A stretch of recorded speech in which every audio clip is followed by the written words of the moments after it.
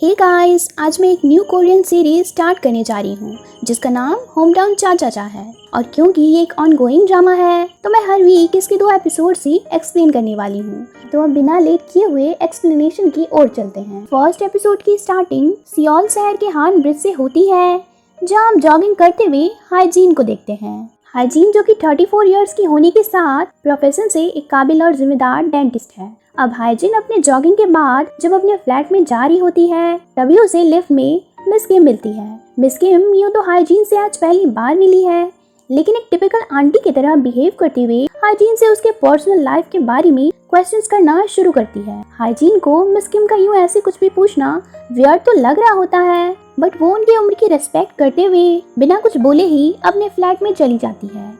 लेकिन इत्तेफाकन मिस किम उसी क्लिनिक में अपनी डेंटल ट्रीटमेंट के लिए जाती है जहां हाइजीन 20 इयर्स से डेंटिस्ट की जॉब करती आ रही है। अब हाइजीन को जैसे ही मालूम होता है कि उसकी आज की पेशेंट मिस किम है तो वो मिस किम की अच्छे से चेकअप कर उन्हें कल वापस ट्रीटमेंट के लिए आने को कहती है। लेकिन हाइजीन की लाइफ जितनी नॉर्मल लग रही है उतनी है नहीं। हाइजीन के क्लिनिक में उसकी सीनियर मिस ली आए दिन हाइजीन पे रौब झाड़ा करती है। हाइजीन के किए हुए ट्रीटमेंट्स में खामियां निकालना ही मिस ली का जैसे मानो मकसद हो। और एक बार फिर मिस ली हाइजीन को मिस किम की ट्रीटमेंट करने से रोकते हुए कहती है कि मिस किम की ट्रीटमेंट मैं करूंगी। हाइजीन को मिस ली की ये बात सही नहीं लगती है, क्योंकि वो मिस ली का इरादा यहाँ पे समझ रही होती है।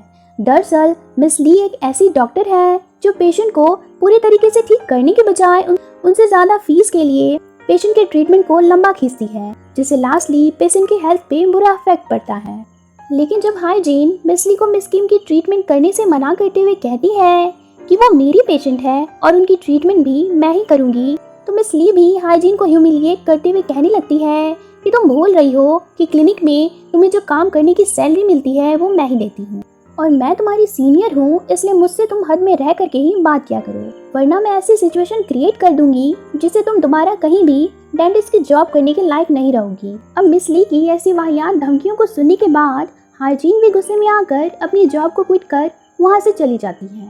हाइजीन जॉब तो छोड़ चुकी है, लेकिन मसला तो ये है कि हाइजीन ने अपने सेविंग से 2 मिलियन वॉन का एक सैंडल खरीद लिया है, जिससे इस मंथ हाइजीन को पैसों की कमी होने वाली है। और अब हाइजीन अपनी फ्रेंड मी सियोन के साथ ड्रिंक करते हुए उसे अपना दुखड़ा सुना रही होती है और साथ ही ये कहती है कि मेरे पास उतने पैसे भी नहीं है जिससे मैं अपना खुद का एक क्लिनिक खोल सकूं।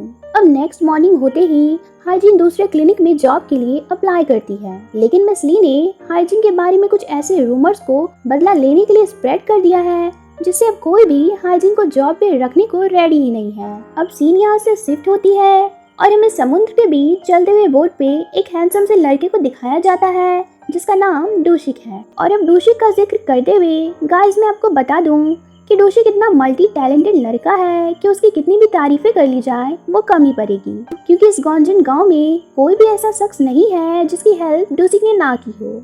मतलब डूशिक एक काइंड हार्टेड पर्सन है जो कि दूसरे के प्रॉब्लम्स को अपनी प्रॉब्लम समझते हुए उनकी हेल्प करता है। अब सीन वापस से हाइजीन पे शिफ्ट होती है और इतने सारे परेशानियों में हाइजीन को याद आया है कि आज उसकी मॉम का बर्थडे है, इसलिए वो अब सबसे पहले अपने होम टाउन गॉन्जिन जाती है और वहाँ के उसी बीच पे जाकर बैठ जाती है जहाँ वो और उसके मॉम डैड बचपन में आया करते थे। अब वो बैठ के समुद्र के खूबसूरत नज़ारे को देख ही रही होती है कि वहीं उसे सामने एक स्ट्रेंजर वाटर सर्फिंग करते हुए दिखाई देता है, जो कि कोई और नहीं बल्कि डूशिक ही है। अब हाइजीन अपने डैड को कॉल करती है, उसके डैड कॉल रिसीव तो करते हैं, लेकिन यहाँ पर इन दोनों में कोई खास बातें नहीं होती हैं। और थोड़ी देर बाद हाइजीन नोटिस करती है कि उसके वही एक्सपेंसिव सैंडल जिन्हें हाइजीन ने आज पहली बार पहना था वो कहीं खो गए हैं।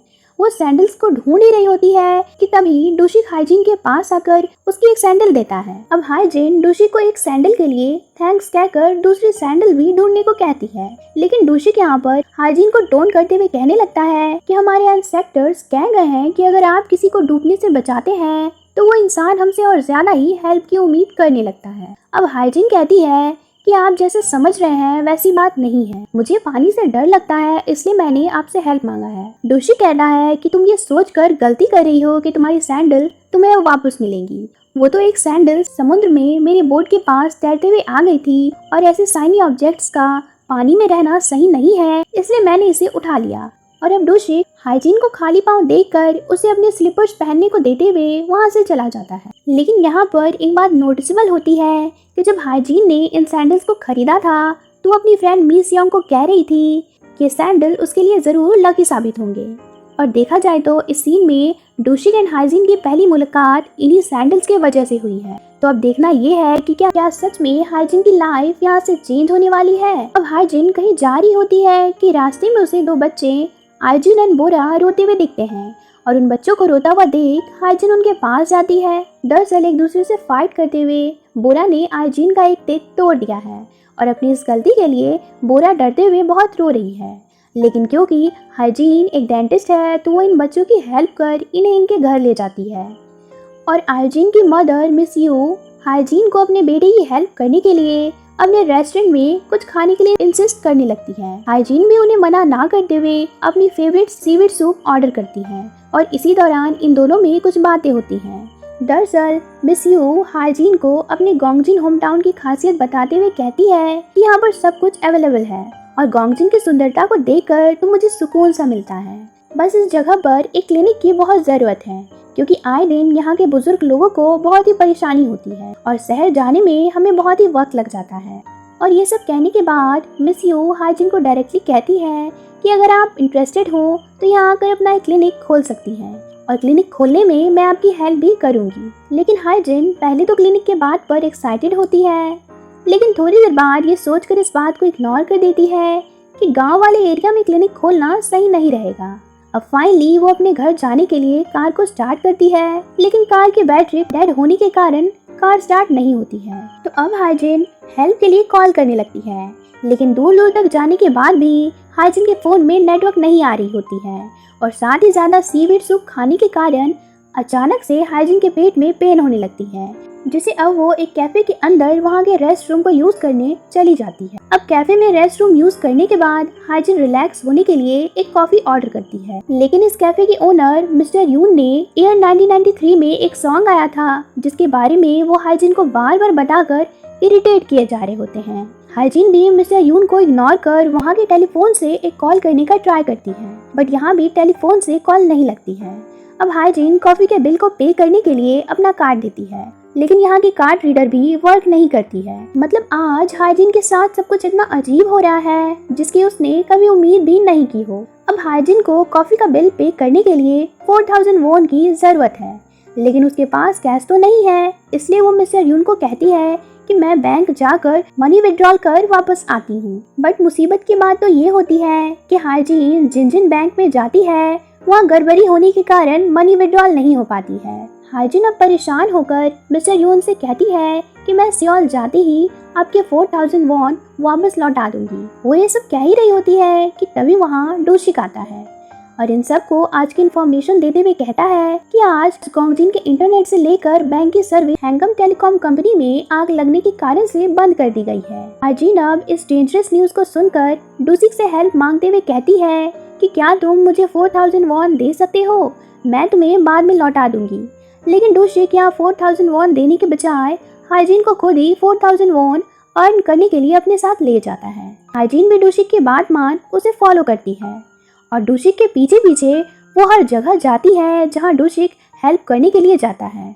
इस दौरान हाइजीन डोशिक को लोगों की इतनी केयर करते देखकर थोड़ी कंफ्यूज होती है कि आखिर कोई इंसान लोगों की इतनी हेल्प कैसे कर सकता है। लेकिन हाइजीन को सबसे ज्यादा हैरानी तो तब होती है जब डोशिक उसे 4000 वॉन अर्न करने के लिए स्क्विड में से इनार निकालने वाला काम करने को कहता है। अब हाइजीन डोशिक से कहती है कि क्या तुम मजाक कर रहे हो, मैंने अपने पूरे लाइफ में स्क्विड को कभी टच तक नहीं किया है। डोशिक कहता है कि कोई बात नहीं, आज तुम स्क्विड को टच कर ही लो। डोशिक ये कहकर वहाँ से तो चला जाता है, लेकिन बेचारी हाइजीन इस काम को ठीक से करने में परेशान हो जाती है। अब फाइनली शाम हो चुकी है, उसके आज के काम के पैसे देने आता है और हाइजीन को 3 आवर्स काम करने के 26,000 वॉन देता है। लेकिन यहाँ जब वो पैसे लेकर जा रहा होता है तभी हाइजीन उससे वापस से एक हेल्प मांगती है।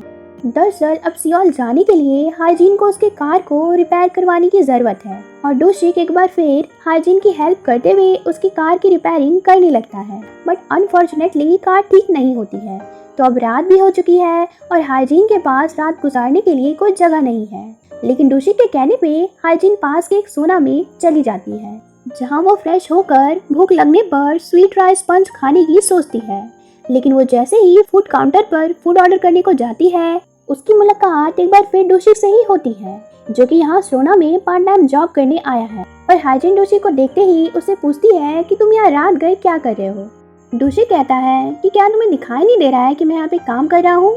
डोशिक की इस बात पर हाइजिन थोड़ी देर चुप रहने के बाद उसे कहती है कि तुमने आज मेरी हेल्प की, उसके लिए थैंक यू, लेकिन तुम मुझसे इतने कैजुअली वे में क्यों बात कर रहे हो? मैं तुम्हारी बचपन की कोई दोस्त नहीं हूँ। लेकिन डोशिक भी यहाँ हाइजिन को साफ साफ कह देता है कि मुझे कैजुअल रहना ही पसंद है, मैं औरों की तरह फॉर्मल नहीं हो सकता हूँ। अब इन दोनों की इस नोक-झोंक वाली बातों के बाद डोशिक भी अपने घर के लिए निकल रहा होता है, लेकिन वो जैसे ही जा रहा होता है कि तभी उसे अपने ग्रैंडमा के पैर में चोट लगने की खबर मिलती है, जिससे वो भागा भागा अपने ग्रैंडमा के पास आ जाता है। और इस सीन में हम डोशिक को अपनी ग्रैंडमा की केयर करते हुए देखते हैं, जिससे हमें पता चलता है कि डोशिक अपनी ग्रैंडमा से बहुत ही ज्यादा प्यार करता है। अब थोड़ी देर बाद सुबह होती है और हाइजिन सोकर जगते ही सबसे पहले डोशिक को ढूंढते हुए फिश मार्केट में जाती है। और यहाँ डोशिक को वोंग फिश को ऐसे बीच मार्केट में बेचते देखकर वो काफी हंसने लगती है, क्योंकि यहाँ डोशिक इतने फनी अंदाज में सेलिंग कर रहा होता है कि कोई भी उसे देखकर हंस पड़ेगा। लेकिन थोड़ी देर बाद ही हाइजिन डायरेक्टली डोशिक से क्वेश्चन करती है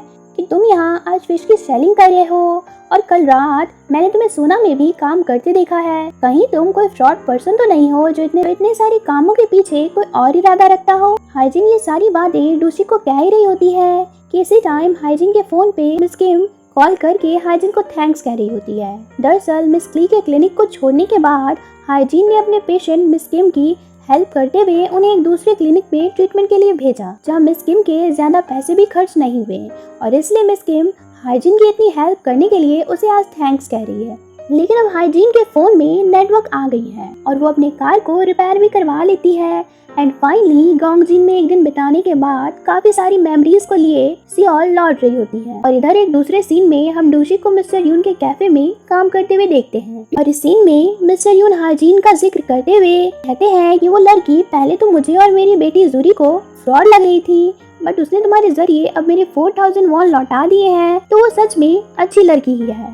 और यहाँ पर हाइजिन का जिक्र सुनते ही डोशिक अचानक से ऐसे ब्लश करने लगता है जैसे उसने अपनी क्रश का नाम सुना हो। उसे ऐसे स्माइल करते देख मिस्टर यून उससे पूछते हैं कि तुम स्माइल भी कर रहे हो, तुम्हारा चेहरा भी रेडिश हो गया है, आखिर बात क्या है? लेकिन डोशिक यहाँ पर ये कह के बात को इग्नोर करता है कि मैं तो हमेशा ही हंसता रहता हूँ, फिलहाल आप अपनी कॉफी पिए। अब दूसरे सीन में जब हाइजिन सियोल जा रही होती है तभी मिस ली का फोन आता है, लेकिन यहाँ पर मिस ली अपनी सारी लिमिट्स इस बार क्रॉस कर देती है। वो हाइजिन को ह्यूमिलिएट करते हुए कहने लगती है कि तुम्हें कोई भी जॉब नहीं मिलने वाली है, लेकिन हाँ अगर तुम मेरे पास आकर गिड़गिड़ाओगी तो मैं तुम्हें कोई जॉब दे सकती हूँ। लेकिन हाइजिन को यहाँ मिस ली की बातों से इतना गुस्सा आता है कि वो भी फोन पे कह देती है कि मैं आपको अपना खुद का क्लिनिक खोल कर दिखाऊंगी। अब हाइजिन वापस से गोंगजिन जाने का मन बना लेती है और गोंगजिन में मिस यू के पास जाकर पूरे एक्साइटमेंट के साथ क्लिनिक खोलने की बात करती है।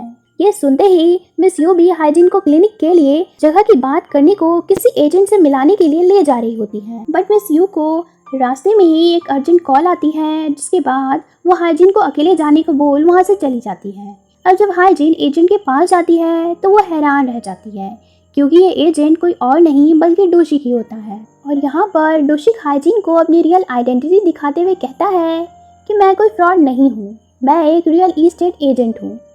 और यहीं पर हमें एक फ्लैशबैक का सीन दिखाया जाता है। दरअसल जब हाइजिन गोंगजिन के बीच पे बैठकर अपने चाइल्डहुड के मेमोरीज को याद कर रही थी तो उसी वक्त डोशिक की नजरें हाइजिन को दूर से देख रही थी। इनफैक्ट हाइजिन एंड बोरा की हेल्प करते वक्त